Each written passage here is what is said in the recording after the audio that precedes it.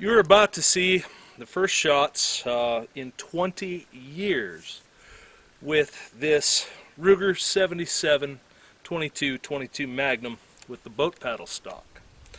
I bought this rifle for my dad for Father's Day, brand new in the box in 1991.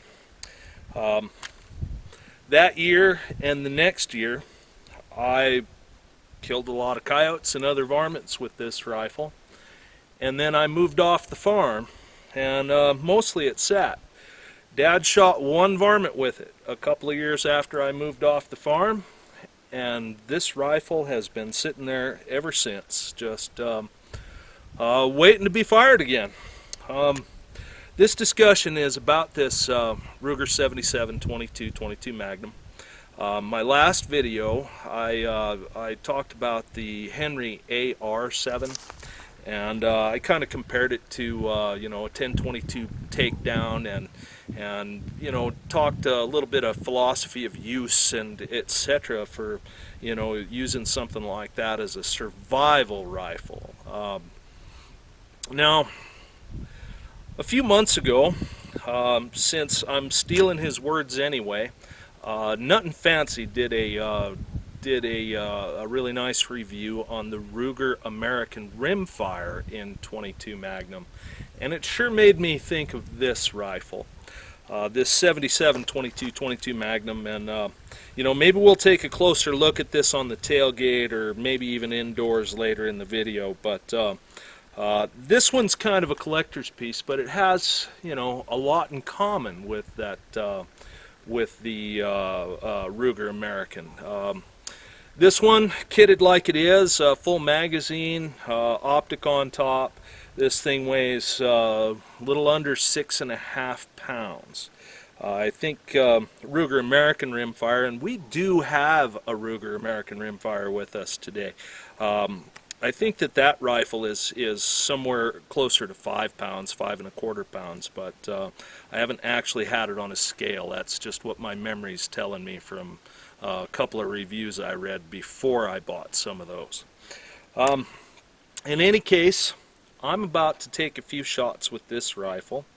Let's survey our range a little bit, because we've got a little bit of distance here today. I have some targets at 65 yards, and we have a lot more elevation than they do. We're 40-ish feet above them. Across the way at 110 yards, I have two 8-inch reactive steel plates, a black one and a white one. And then while I was cleaning up this range area, I'm not the only one who comes here. Other people come here, and some people tend to leave a mess. But while I was cleaning up this range area, I found a bunch of unshot clay pigeons, orange ones. So I've set those in a snowbank at 125 yards. I didn't feel like climbing any of these mountains, or to gain any range distance today, but I'm curious as to how this rifle's going to shoot. These are first shots in 20 years.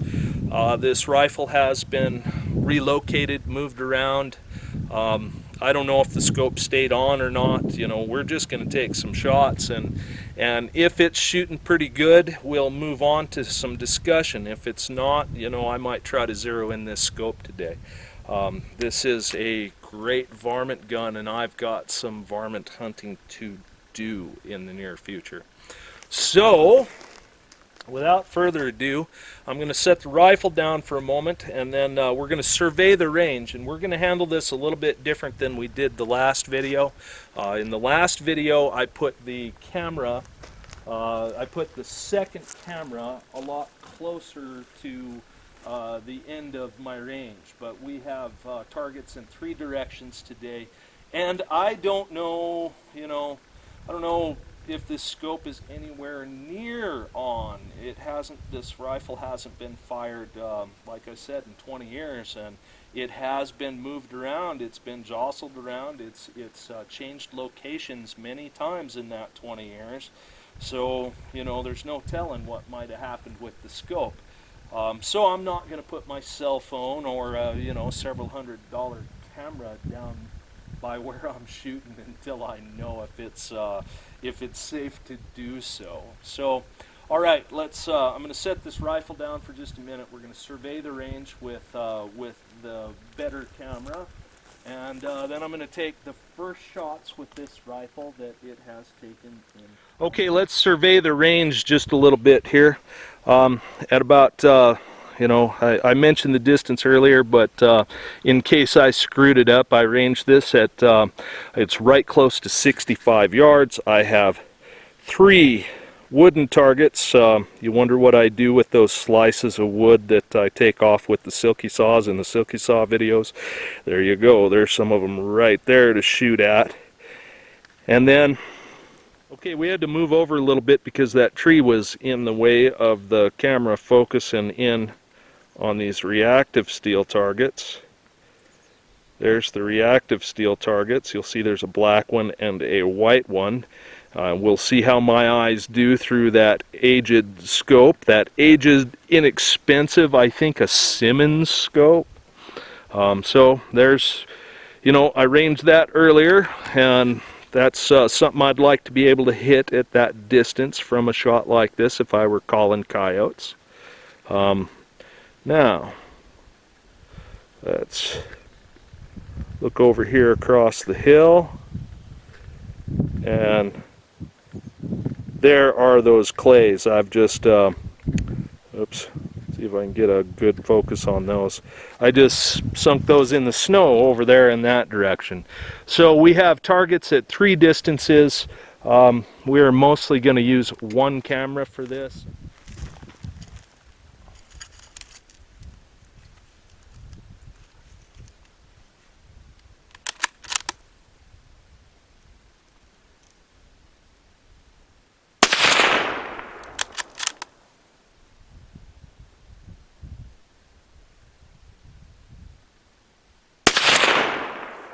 Well, that was 2 hits.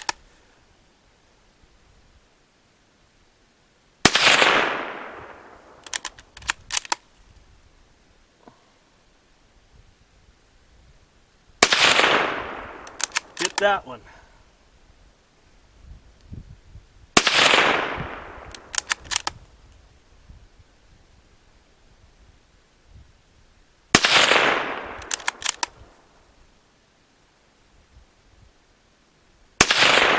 Well, I pushed that one a little bit. That was a miss, and it was completely on me, not on the gun.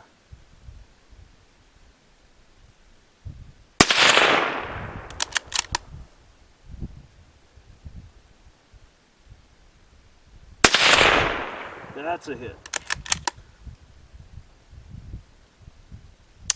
Oh, empty. Let's get some more ammo. We're going to send some Maxi Mags over there instead of those V-Maxes.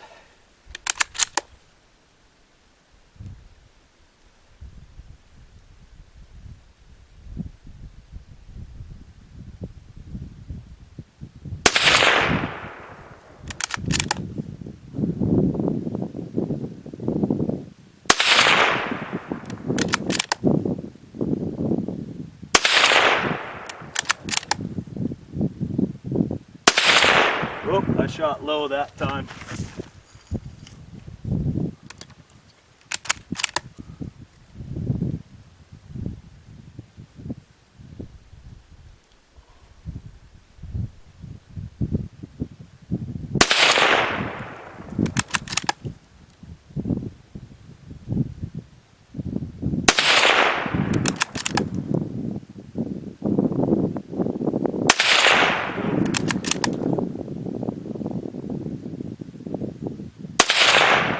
That made it jump.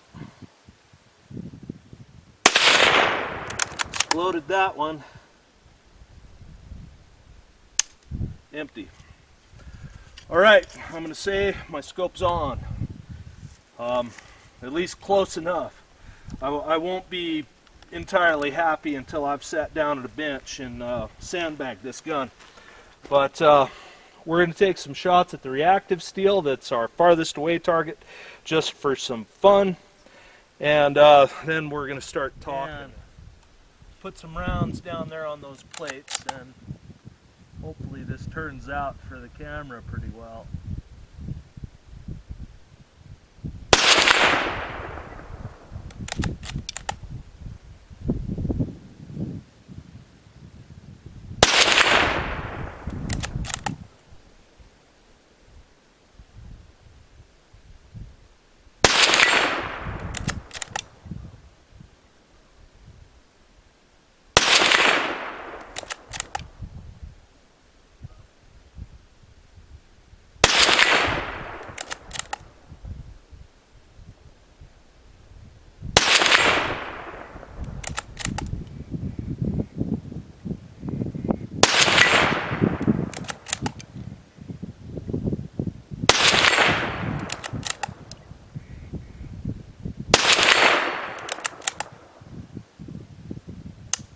Click. All right, so as it should have been easy, it was extremely an easy matter. It was a very easy matter to put all 9 rounds on an 8-inch plate at 125. The Ruger 7722. While we were outside, I promised you some further discussion about this particular rifle, and also, you know, a little bit of talk about, you know, what this might be good for. First of all, you know, this gun is, while not a unicorn, this is sort of a rare rifle. It has the boat paddle stock, and let's see if I can get that, there we go, with the green inserts, and I'm not sure if the lighting in here is going to show you that green or not, but it is the boat paddle stock with the green inserts. The green inserts went into these in 1991, and only 1991 for the best of my understanding. Other things about 1991 and Ruger. Ruger had never made a .22 Magnum before 1991. This was the first .22 Magnum Ruger made. Not this particular one. The first one was, I think, a walnut stock. It was blued. Also a 20-inch barrel, short action. You know, it was a 77-22 and .22 Magnum.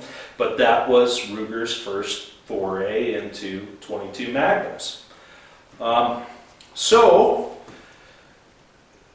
Also 1991 was the first Ruger All-Weather 77-22s, which is what you see here, stainless steel and Zytel. This boat paddle stock was designed by Bill Ruger himself. It was produced by, I forgot the name of the company, it was produced for Ruger by a company named Hubbell Plastics. Hubbell Plastics made this. This is an FRN stock. It's a Zytel stock. FRN and Zytel are pretty much the same stuff. You know, one of them is a DuPont name, and you know, the Zytel is a DuPont name, and FRN is not using their trademark name.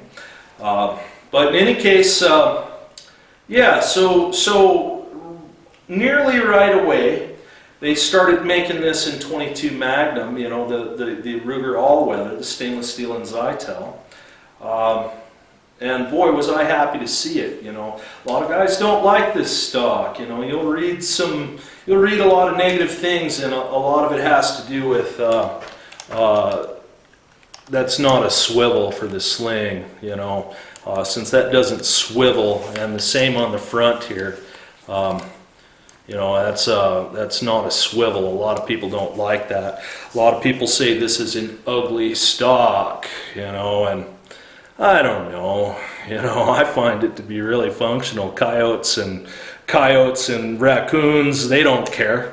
They don't care if I'm shooting at them with a walnut stock. You know, they don't care about such things. So, you know, it's lighter weight than wood. Very functional, very durable. This one's 25 years old. It's filthy. I didn't clean this up, you know. You can take a rag full of brake free and wipe this down and it'll look brand new. You know, it's the same exact material that was being used for M16 stocks at the time. you know, this will last, who knows? Who knows? I don't know what the half-life of Zytel is, but I bet it's a long time. Okay, so there's a little bit about the history of this rifle.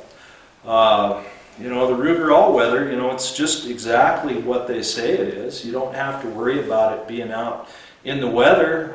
This was, I used this as a varmint gun the first year it was on the farm. I bought this for my dad for Father's Day in 1991. And my field notes say I took about 50 coyotes with it that year. I took a number of raccoons and skunks, couple of badgers that year.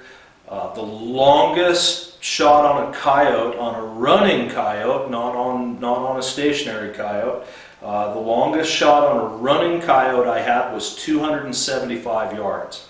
I don't remember this exact shot all that clearly, but it was in my field notes that something else had spooked that coyote up, and he was running flat out, you know, just going as fast as he could across a plowed field. And I just hopped out of the truck and took a beat on him and knocked him down. Which leads us to, you know, why I would choose as a survival gun 22 Magnum over a 22. Now this is why I'm talking about this rifle right here. Now, my previous video was on the Henry U.S. Survival Rifle. It was on this guy right here, and if you haven't watched that, I encourage you to go back and watch that. I think the title was the Henry U.S. Survival AR-7, the gun to have when you don't think you need a gun, which I believe that, it really is. But in any case, because of that, I got into some discussions in some of the forums I participate in about that rifle and what I might choose as that sort of a survival rifle. And, you know, this is kind of a prepper topic. You know, it's easy to imagine a lot of situations where you might need, you know, to be able to procure protein, you know, via a different manner than going to the grocery store. You might be able to envision, you know, scenarios that mean that you can't stay where you live, that you gotta move on out of there and take off on foot maybe if there's a natural disaster, etc., etc. That's kind of the thing I'm talking about here as far as a survival gun. This 77-22 and 22 Magnum, I am not going to say that this is, you know, the end-all, be-all, best gun in the world. You can knock down bears with it and it'll protect you from hordes of zombies and invaders. And, you know, when the Red Sea, you know, when the commies come, no, that's not what I'm talking about. This is not particularly appropriate for self-defense, although, you know, I mean, gee whiz, if you don't have anything else, you know, why not a 22 Magnum? Why not a rifle? But that's not what I'm talking about. I'm talking about, you know, defending whatever area you end up with or end up in from varmints, you know, procuring protein for you and your family. This is very appropriate for that. Let's start off by saying this whole package, the way you see it with a scope on top and a magazine in it, although this is unloaded magazine at the moment, 6.5 pounds, not bad. 1,200 rounds of 22 Magnum weighs around 11 pounds. So it's a lot like 22, and then you can carry an awful lot of it. You know, the difference here is that it's longer. It's the same diameter, but it's longer. You know, so it's not that much bigger than 22. The benefit to 22 Magnum over 22, it hits a lot harder. Gives you a little more effective range. Now, we'll talk right there about the fact that, you know, sure, you can find hundreds of YouTube videos of guys, you know, rattling targets at 300, 400 yards with their 10-22s. Taking their 10-22 and just popping away at targets at huge distances. It is not a realistic expectation to have for yourself. You know, marksmen who are able to do that put in a lot of trigger time. They shoot a lot of rounds. You know, they've got facilities where they can practice that sort of thing.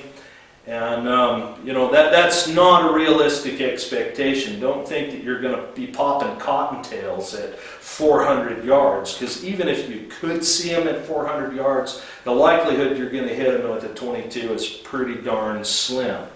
You know, all the trajectory charts for 22 long rifle assume that you're sighting in 0 at 75 yards. So, and then they show you how low it is at 100 yards.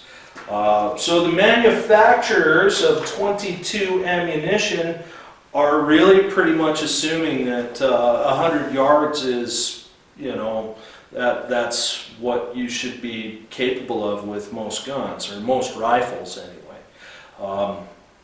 You know, I've got some video that we're going to roll in a little bit later. This 10-22 banging a 8-inch plate. I hit 7 out of 10 pretty much offhand from top of a hill. I was 40 feet above the target and 120, 125 yards away from it. I hit 7 out of 10 without all that much effort, you know. So yeah, I'm sure that you can take targets a little further than 100 yards, but really, from a design standpoint, from the people who manufacture this and design 22, that's what they're assuming, is that 100 yards is what you're going to be shooting at, and less.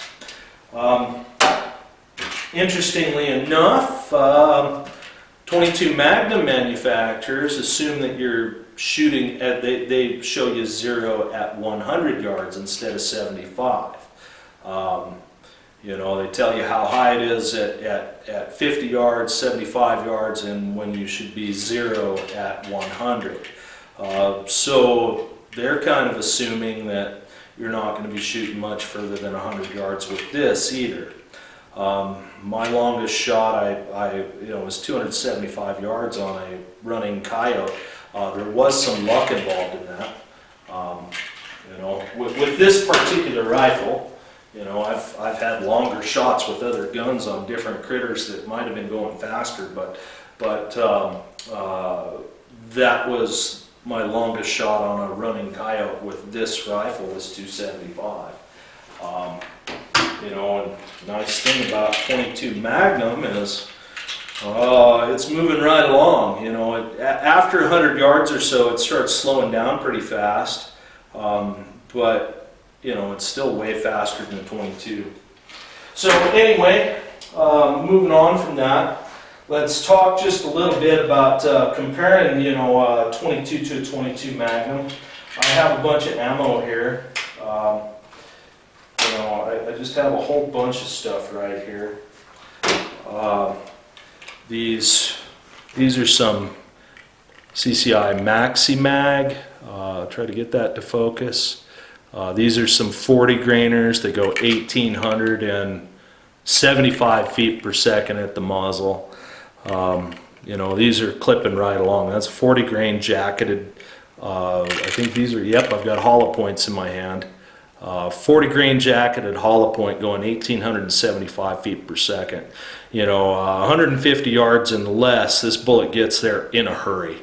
A running coyote, or you know, a critter that's on the move and he's in a hurry, yeah, you don't have to think about leading them very much with this. It's moving right along. Another one I have in hand here is these VMAXs. These VMAXs did not exist when I bought that rifle. I've only recently, in the last few years, had the opportunity to shoot any of these, and wow, these are speedy. These are 30 grainer at you know, with a ballistic tip that go 2,200, yeah, 2,200 feet per second. These hit really hard out to 175 yards. They make quite an impact out to 175. I haven't shot too much of this beyond that. Haven't really had these on paper or anything like that with the Anschutz, but they hit hard. That's great ammo. Now, in comparison, if I were picking a 22 long rifle instead, there are some pretty good options. But it kind of defeats some of what we talk about in the forums. Like these yellow jackets, for instance. My best recollection is that these run about 1,500 feet per second. They're a truncated hollow point 33 grainer, and they run about 1,500 feet per second. And they've done really well in all of my 22s. I like this ammo. This is a good varmint round. Does a lot of damage, when it hits something.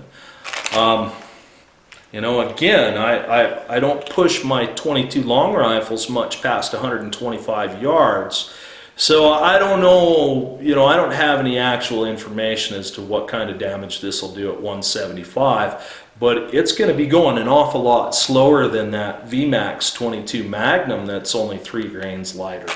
So I'm going to say, that's part of my reasoning here.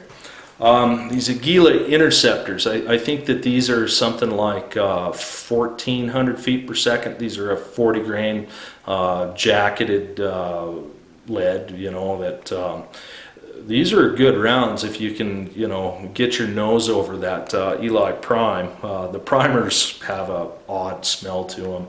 But as long as that doesn't bug you too much, these are great. It's too bad, since the ammo shortage, since the 22 shortage, these have been so expensive. They're worth shooting, but they're, just incredibly expensive. The fastest, and these don't work in everybody's 22s because they're just slightly longer, I guess, than a regular 22 long rifle, is these Stingers. These are 1,640 feet per second, a 32 grain projectile at 1,640. These smack stuff. I've shot a lot of gophers with these, and boy, you can make a gopher tumble with a Stinger. Pound and a half, 2 pound gopher. You can make them tumble with one of these. You hit them right. Another high velocity or super velocity. These Velocitors. I don't remember their details either. 1,435 feet per second, 40 grain. I've had real good luck with these too. These are a pretty good little varmint load. Which leads us to what we talk about in the forums. More standard ammo, 1,200 feet per second kind of stuff. That you can get on the cheap. So it's cheap and you can carry a lot of it. If I'm carrying one of those 22s as a survival gun, this isn't what I'm choosing for ammo. I might, however, choose this, 1,235 feet per second, CCI mini mags. The reason that I might choose, some very similar speed and bullet weight ammo is that these are a premium product. All of these go bang. They're very consistent. All of my guns like them. All of my 22 LRs like these. So, if I'm shooting a 22 long rifle, I'm thinking about my ammo quite a bit. If I'm shooting a 22 Magnum, I've got a lot more. It hits harder. It hits harder. Those bullets are going a lot faster, and they hit harder. So I'm not thinking, oh well, I'm only going to carry these, or I'm only going to carry those, and I'm just not. So anyway, moving on.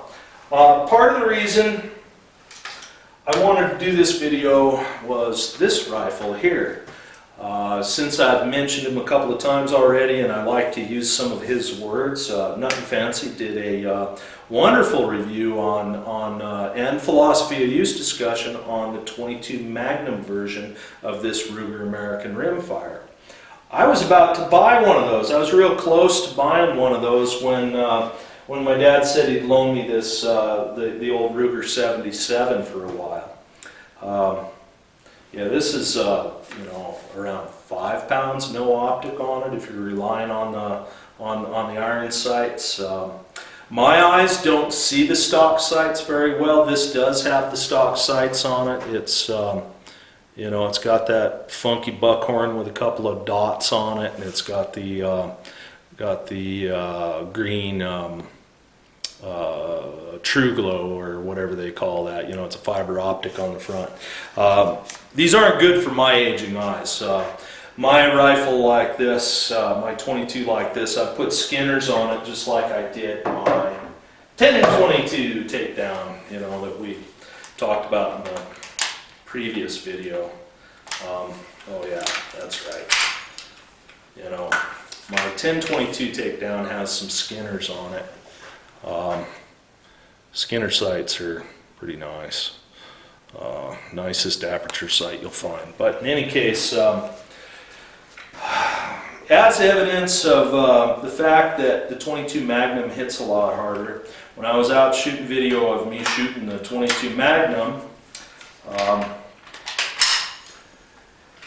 I took 10 shots on an 8-inch plate at 125-ish yards, and I'd shot it a bunch of times with this 22 Magnum. So I'm going to roll in that footage at some point, and you'll see for yourself. At those distances, I'm pretty sure I was shooting regular mini-mags. Pretty sure I was shooting the mini-mags. Yeah, this 22 Magnum hits just so much harder. Transfers so much more energy. It has more energy to transfer.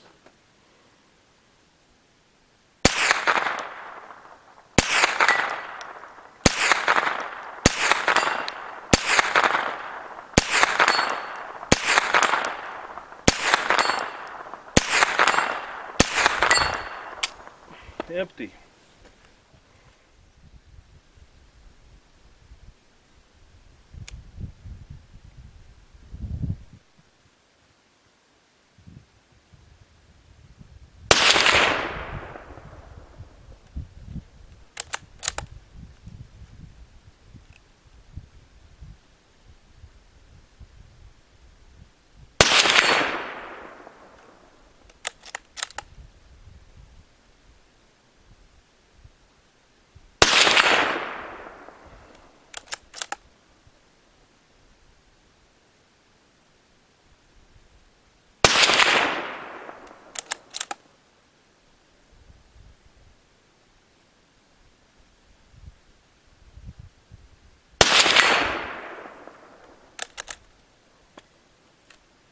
That's it. Okay, that's it. That's it. I've covered it all. I've covered it all. I don't want this to be a forever video. It's already gotten really long. Yeah, I drug this out. Well, I borrowed it from my dad for a couple of reasons, you know. I've got some coyote hunting to do. I was invited to go do some coyote hunting on a lady's farm who needs a little help. And this is an appropriate gun for that. And I'm proud that this one's in our family. You know, when I bought this for my dad, I was a very young fellow, and I had to save up for it. You know, it was about 350 bucks brand new with no optic on it. I had to save up. It took me 3 months to pay for this gun, I think, or 2.5 months. It took several paychecks, half my paycheck at least twice, and you know, I didn't make much money back then. I didn't, you know, I was a young guy. I was 20 or something. You know, yeah, you know, that's, I was 22, I guess, but in any case, you know, yeah, I did, I kind of wanted to show it off. Why not, you know, I mean, what's YouTube for if I can't show off a cool, relatively rare firearm like this? And then I wanted to continue the discussion about survival firearms, you know, and this will help me not just here on YouTube, but in the forums to talk about stuff like that. All right, I think I covered everything I want to talk about. I sure appreciate all your time. I appreciate you watching my videos. I appreciate how kind people are in the forums. You know, I appreciate the nice things people generally say down in the comments and on the forums, and just you know, how well received some of this is, even though I'm taking up a pretty big chunk of your day by talking so long. I appreciate your views. I thank you, and I hope the rest of your day goes really, really well. Bye-bye now.